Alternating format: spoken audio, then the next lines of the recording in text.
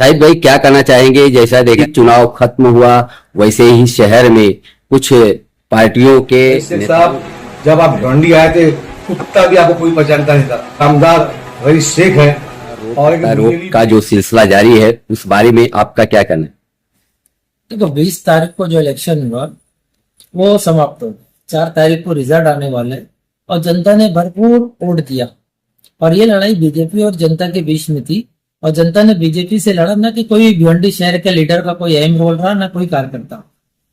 तो जो आरोप का है तो ये राष्ट्रवादी की जो मानसिकता है वो दिखाती है कि मतलब इसमें जो आरोप लगाया हमारे भिवंडी शहर अध्यक्ष पे। रईस शेख साहब, जब आप भिवंडी आए थे कुत्ता भी आपको कोई पहचानता नहीं था। कामदार रईस शेख है और हमारे पूरब के विधायक रईस शेख साहब को उनको हुआ, तो ये गलत बात है। आप एक पार्टी के बड़े अध्यक्ष हो, आपको ये सब अच्छा नहीं लगता है। ये इलेक्शन हो गया, रिजल्ट आएगा, इसकी क्या गलती थी खामियां थी वो शहर देखा और उसका जवाब शहर देगा। जहां तक मेरा कहना है कि जो आरोप लगा वो सरासर गलत है। रशीद ताहिर साहब ने हम सबको कुर्बान कर दिया था सिर्फ अलायंस बचाने के लिए। पूरब में कांग्रेस को किसी को पूछा नहीं गया, कांग्रेस के किसी भी वर्कर को काम नहीं दिया गया, लेकिन रशीद ताहिर साहब ने यही एक वादा किया कि राहुल गांधी जी को प्रधानमंत्री बनाना है, आपको राहुल गांधी को प्रधानमंत्री बनाने के लिए काम करो। रशीद भाई को निजामपुर में ये राष्ट्रवादी के लोगों ने धक्का तक दे दिया था निजामपुर की एक रैली में, तब भी हम लोगों ने भड़का विरोध किया, लेकिन रशीद भाई उस वक्त भी खामोश रहे, बोले नहीं हमको इलेक्शन जीतना है, बालिया मामा को जिताना है, अलायंस को साथ लेके चलना है।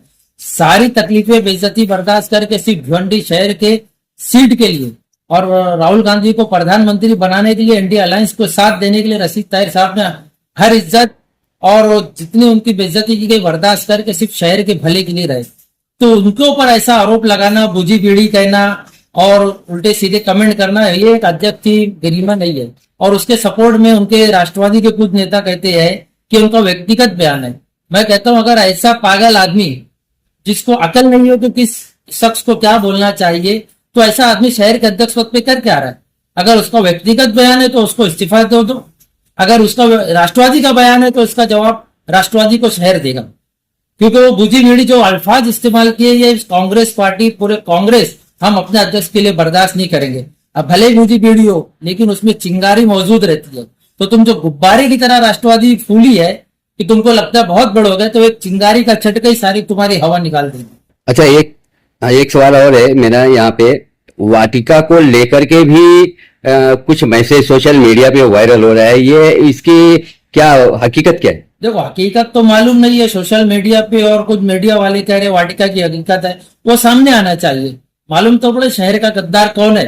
और ये राष्ट्रवादी जो आज है, मैं तो कहता हूँ उसके नगर सेवक होंगे। अभी राष्ट्रवादी का तुम देखो, इतिहास देखो, अड्रा नगर सेवक भाग के गए, कांग्रेस से शहर से गद्दारी करके अड्रा नगर सेवक गए, वो अड्रा में से आधे अजीत दादा के पास गए।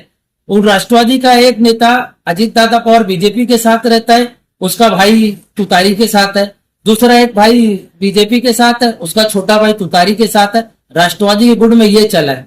तो ये गद्दार कौन है पूरे अलायंस का कि तुम्हारे घर में इतने फोड़ है, आधी टीम तुम्हारी है बीजेपी के साथ है, आधी तुतारी के साथ है, और बालिया मामा को तुम जिताने की बात करते हो।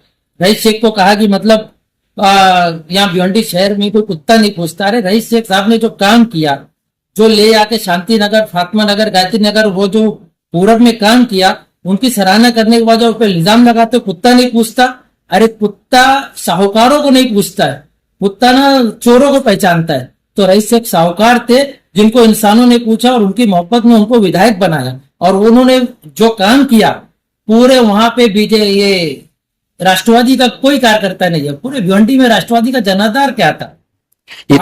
इतना बड़ा प्रत्यारोप जो अध्यक्ष और आमदार रईस शेख के ऊपर चल रहा है, क्या आपको लगता नहीं कि उन्हें मीडिया के सामने आकर के इसका जवाब दे? देखो समझदार आदमी कभी किसी का फालतू आदमियों का जवाब नहीं देते। वो एक विधायक है, उन्होंने अपना काम किया, वो असीम अखिलेश यादव के आदेश पे अलायंस का काम किया, उन्होंने अपना काम करके अपनी जिम्मेदारी निभा दी। तो अब ये जिनके दिलों में चोर है, जिनको ये अलायंस गढ़ रहे कि मतलब आने वाला उनको लगता है कि बालिया मामा जीतेंगे तो हम अलायंस को तोड़कर इस शहर को टुकड़े कर राजनीति करके हम अपना दोनों एमएलए महानगर पालिका कब्जा करेंगे, उनकी गलत फहमी है। 6 जुलाई भिवंडी शहर भूला नहीं है, ईंट का जवाब पत्थर। और इस शहर में राष्ट्रवादी कभी उभरेगी नहीं, और यहाँ के लोग राष्ट्रवादी को नकारते हमेशा, क्योंकि यहाँ अगर किसी का वर्सेस है तो वो कांग्रेस है। अगर हमने काम किया है, हमने अगर बालिया मामा का साथ दिया है तो अलायंस के नाम पे दिया है, और राहुल गांधी की सूरत देख के दिया है कि हमको राहुल गांधी को प्रधानमंत्री बनाना है। अगर ये राष्ट्रवादी इसी की तरह शहर में तोड़ जोड़ का काम करेगी, लोगों पे इल्जाम लगाने का काम करेगी, तो आने वाले समय में इनको शहर अच्छे से जवाब देगा। भिवंडी शहर की जनता को मैं बहुत बहुत शुक्रिया करूंगा जिन्होंने एक तरफा वोट इंडिया अलायंस को दिया। भिवंडी की जनता चाहती है कि देश की सत्ता में परिवर्तन हो, जो ये तानाशाह हुकूमत है उसको गिरा फेंके, और एक ऐसी सरकार लाए जो देश को भाईचारा और मिलजुल के और तरक्की, रोजगार, शिक्षा, स्वास्थ्य पे बात करे। लेकिन ये जो राष्ट्रवादी कर रही है, राष्ट्रवादी के लोग जो अलायंस में तफरका डाल रही है भिवंडी शहर में, इनकी जनता देख रही है, और आने वाले समय में जनता इनको बर्दाश्त नहीं करेगी। अगर आप ये जो नफरत की राजनीति जो बीजेपी को हम कहते हैं, तो ये जो राष्ट्रवादी वाले कर रहे हैं इनको बंद करना चाहिए। और मैं कहूंगा आगे से कोई भी किसी के ऊपर इल्जाम न लगाए, क्योंकि इल्जाम लगाओगे तो आपको पलट इल्जाम का जवाब मिलेगा, क्योंकि कोई दूध का धुला हुआ नहीं है। तो आपने जो किया है उसके लिए आप माफी मांगे, आप रशीद ताहिर से माफी मांगे, शहर से माफी मांगे, आप रईस शेख से माफी मांगे, आपने जो कहा है। नहीं तो अगर नहीं होता है तो शहर आपको इस बार बख्शने वाला नहीं है, और आपको इस्तीफे की मांग हम खुद करते हैं कि अगर शोएब गुड्डू माफी नहीं मांगता है, राष्ट्रवादी अगर शहर के हक में है, शहर के लोगों में है, अलायंस के हिमायत में है, तो शोएब गुड्डू का इस्तीफा कबूल करे, नहीं तो शोएब गुड्डू को माफी मांगने को कहे। मैं यही जनता से कहूंगा कि आप भी होशियार रहे ऐसे लोगों से जिनकी एक पैर बीजेपी में रहेगा, दूसरा पैर शहर के साथ में रहेगा, तो ऐसे लोगों को भरोसा जरा भी ना करें। और आने वाला समय है, आने वाला विधानसभा है और नगर पालिका है, इसमें आपको हकीकत दिख जाएगी। अगर आप ऐसी हठधर्मी पे रहे और अगर शहर को तोड़ने का काम करेंगे तो जनता आपको बराबर जवाब देगी। एक बार फिर से कहूंगा जितेंद्र आव्हाड साहब से, जो भिवंडी शहर के करता धरता है राष्ट्रवादी के, आप जरा अपने सारे वर्करों और लीडरों को कहे कि आपस में ना इत्तेफाकी न करें, क्योंकि एक अध्यक्ष के बोलने के बाद से एक और उनका कार्यकर्ता जो पूरब में है, वो हमारे पीसीसी मेंबर और हमारे पूरब के प्रभारी जावेद फारूकी साहब को आप शब्द को बोला। तो देखो हमारा भी लगाव हमारे लीडरों के साथ है, और ऐसे बहुत से लोग हैं। अगर आप आरोप दर आरोप लगाओगे तो समझो तुम्हारे पे आरोप की लड़ियां हो जाएगी। ये ना हो कि हमारी बीजेपी से लड़ाई छोड़ के हमारी राष्ट्रवादी की लड़ाई हो जाए। तो आप इसमें दखल दे। मैं आपसे पर्सनल रिक्वेस्ट करूंगा कि जितेंद्र आव्हाड साहब आप इसमें दखल दे और अपने कार्यकर्ताओं, अपने पदाधिकारियों को मना करे कि इस तरह शहर में नफरत फैलाने और भाईचारों को बिगाड़ने का काम न करे। जो हुआ इलेक्शन हो गया, अगर बालिया मामा हमारे जीत जाते हैं तो हमको साथ में मिलकर जश्न मनाना है, न कि हमको साथ में मिलकर लड़ना है।